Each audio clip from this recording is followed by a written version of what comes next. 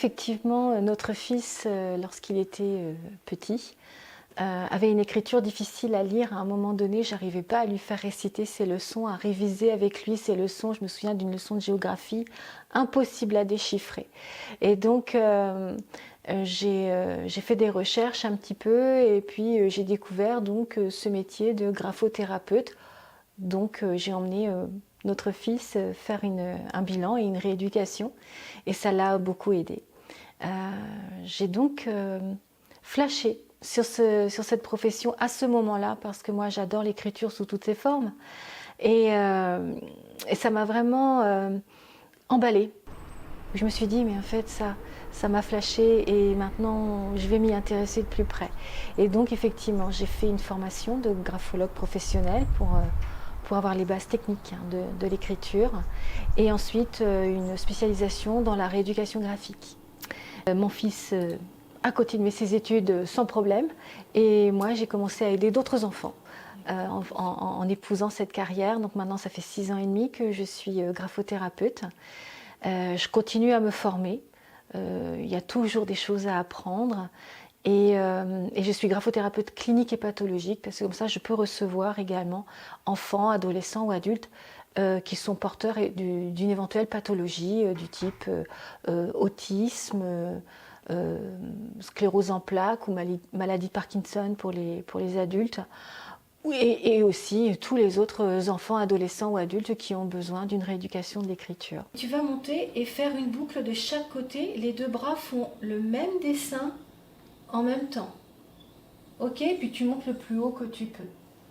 Ça commence comme un C, mais il se referme ce C et on redescend tout en bas. Allez, à toi tout seul.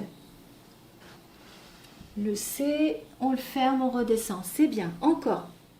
Les pathologies, il y en a plusieurs sortes en fait, mais si on se réfère uniquement à l'écriture, on va parler de dysgraphie. La dysgraphie, c'est une déficience de l'apprentissage de l'écriture. Elle est assez souvent seule, isolée et ne découle pas d'un problème neurologique ou de ce type-là. C'est simplement, entre guillemets, simplement un retard dans l'apprentissage de l'écriture, un mauvais apprentissage pour des raisons diverses et variées. Et soit l'écriture est douloureuse pour l'enfant, soit elle est difficile à lire pour lui comme pour les autres, soit l'enfant rencontre une grande lenteur dans son écriture qui le met en échec par rapport à ses camarades de son même niveau scolaire. À ce moment-là, donc, une rééducation s'avère nécessaire. Souvent, il y a plusieurs choses qui viennent d'ailleurs se cumuler les unes aux autres. Allez, encore une fois, détends ton poignet. Cool, cool, UN, E, et on s'arrête là-haut. Et tu peux rouvrir les yeux. De toute façon, je m'adapte à chaque enfant parce qu'un exercice de motricité fine peut convenir à l'un mais pas à l'autre, peut plaire à l'un et pas à l'autre. Il faut aussi que ça leur plaise quand ils viennent faire les exercices avec moi, il faut que ce soit ludique et sympa. Donc je m'adapte en permanence. Notre fils, ce qui se passait, c'est qu'il a sauté une classe puis une deuxième. Il a joué à saute-mouton à l'école parce qu'il avait des bonnes compétences intellectuelles, mais en fait son raisonnement intellectuel était rapide, effectivement, et il avait une bonne déduction, une bonne réflexion, mais quand il s'agissait de passer à l'écrit et de pouvoir écrire son raisonnement, premièrement il avait beaucoup de mal, comme tous les enfants dits HPI, ils ont une difficulté à expliquer comment ils sont arrivés au résultat, et la motricité fine, bien souvent, c'est observé chez ces enfants-là, est un petit peu en retard. Donc ils se trouvent complètement en décalage et par rapport à eux, à leur propre réflexion, compétences, et donc ils sont frustrés par leur propre écriture, et puis par rapport aux autres aussi. Donc voilà, il peut y avoir d'autres choses qui viennent se greffer là-dessus, des difficultés visuelles, des difficultés autres.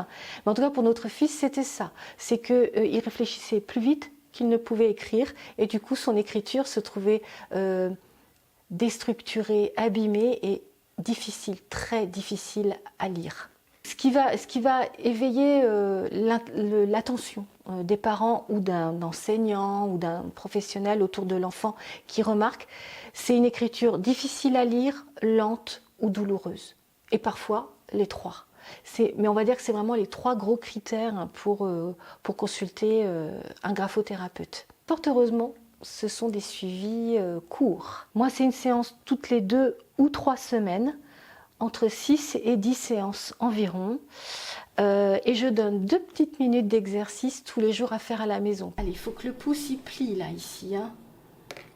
C'est terminé la grasse mat là, on se réveille. Hein. Et après, hop, on avance. On va tout au bout, tout au bout, tout au bout. Et on avance. Enfin, on recule plutôt. Voilà, le pli. Il faut bien le plier ton pouce.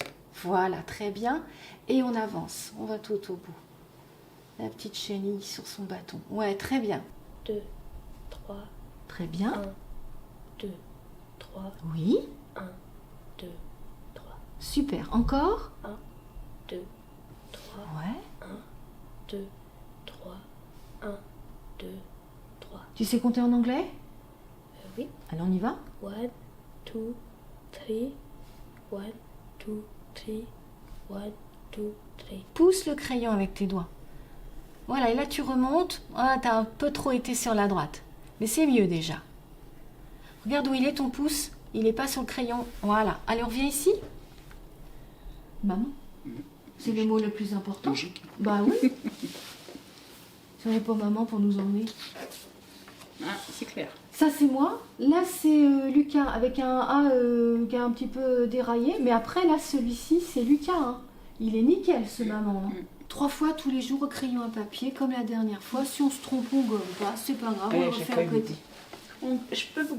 Je t'ai dit non. Eh ben, moi j'ai pas vu d'erreur dans ton truc. Qu'est-ce que tu as voulu gommer? Une. Oui, Une erreur sur 3 semaines, Lucas, c'est rien du tout. c'est ça. Pour Lucas qu'on a vu, c'était sa 2e séance. Donc lui, on est vraiment au début du suivi. Mais j'avais suivi avant lui son petit frère, Mathis, et qui avait une écriture vraiment difficile à lire, un peu trop rapide, si mes souvenirs sont justes. Et on a réussi à vraiment mettre en place une écriture bien plus efficiente et lisible, très, très satisfaisante. La maman et Mathis aussi étaient ravis. Et quand on est arrivé à la fin du suivi de Mathis, j'ai dit bon bah voilà, bravo, félicitations. Et là sa maman m'a dit bon bah maintenant c'est au tour de Lucas. Ah bon d'accord, bon bah bienvenue Lucas. Donc c'est vrai que cette famille-là, et c'est pas rare d'avoir des fratries. Les difficultés d'écriture, elles se retrouvent aussi parfois chez papa, maman. Donc les enfants en héritent un petit peu aussi. Et donc c'est pas rare que j'ai le frère, la sœur, etc. du même famille. Alors en fait la graphothérapie n'est pas une profession reconnue. Il n'y a pas de diplôme d'État. Il y a plusieurs écoles de formation, mais ce n'est pas reconnu par la sécurité sociale et les instances en France. Et par conséquent, il n'y a pas besoin de prescription médicale. Voilà, elle n'est pas réglementée non plus, les tarifs sont libres. Donc il n'y a pas besoin de venir avec une prescription médicale ou d'un enseignant ou d'un médecin spécialisé, de quoi que ce soit. Il suffit de me contacter, soit par mon site internet, ma page Facebook, on me passe un coup de fil, enfin tout est possible. Comme j'oublie vite de rappeler les gens, je le fais tout de suite. Comme ça, au moins, je suis sûre qu'ils sont pris en charge rapidement. Et même si on a une question, on ne sait pas trop. Est-ce que c'est vraiment l'écriture pour mon enfant qui coince ou pour moi? Est-ce que c'est autre chose? Il ne faut pas avoir peur de taper à la porte et de venir échanger avec moi pour qu'on déblaye un petit peu le terrain. S'il y a besoin, j'oriente vers un autre professionnel. Et sinon, on fait le travail ensemble. Mais pas besoin de prescription du tout.